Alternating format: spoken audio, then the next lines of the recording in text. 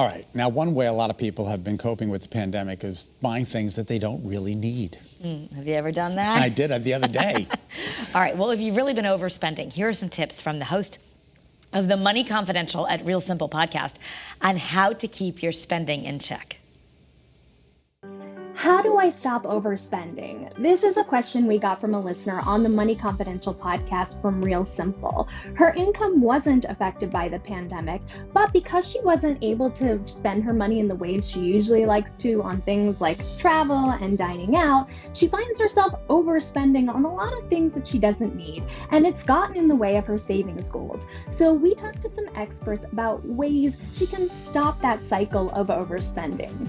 One, make it harder to spend money. So don't keep that credit card number saved in your checkout preferences so that it's so easy to spend that it only takes one click. If you have to go find your wallet or your purse and dig out your credit card and type in the numbers, it just gives you more time between that urge to splurge and actually making the purchase. And that can be the time you need to reflect on whether that purchase is something that's really serving you.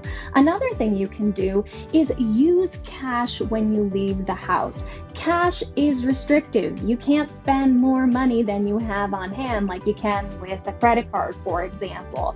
So if you're trying to stay on a budget or there are certain circumstances where you know you tend to splurge, that might be an opportunity to try using cash only. Another thing you can do is keep a spending journal. So not only tracking where your money goes and how much you're spending, but what's happening in those moments when you tend to overspend or you have that urge to splurge. Is it a certain circumstance or situation? Is it a certain feeling when you're happy, when you're angry, when you're tired, when you're hungry?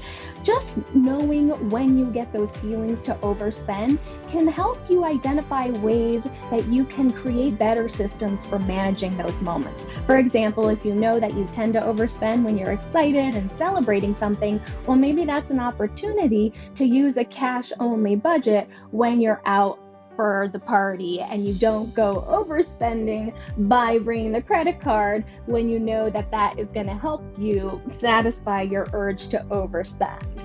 Another thing you can do is automate your savings. So rather than just keeping all of your money into a checking account and then hoping that you can sometimes save whatever's left over, set up an automatic transfer to go from your checking account to your savings account that day of or the day after you know your paycheck gets deposited. So that saving is happening for you. When you don't see the money sitting in your checking account, you're less likely to think of it as money you have available to spend. And finally, create visual reminders of your goals. When we think about trying to get on a spending plan or on a budget, we tend to think of things that are restrictive, what I can't spend money on, and that is no fun. So what we need are visual reminders of our goals, the things we're working toward, the things we want our money to do for us. And so one thing we can do is create visual reminders of those things. So a background on your phone of the house you want to buy and the down payment you're saving up for is a great example.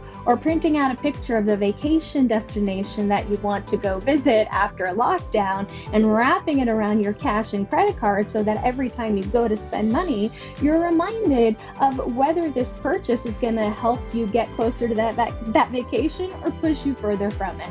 These are just a few of the strategies that we shared on the podcast Money Confidential. To find out more, search Money Confidential wherever you get your podcasts. I'm the host, Stephanie O'Connell Rodriguez, and I hope to find you there. Well, she's a delight. Yeah, and that was a good tip. You know, that Apple Pay on your phone when all you have to do is a thumbprint, or Amazon terrible. Buy Now. Don't even. It is too easy.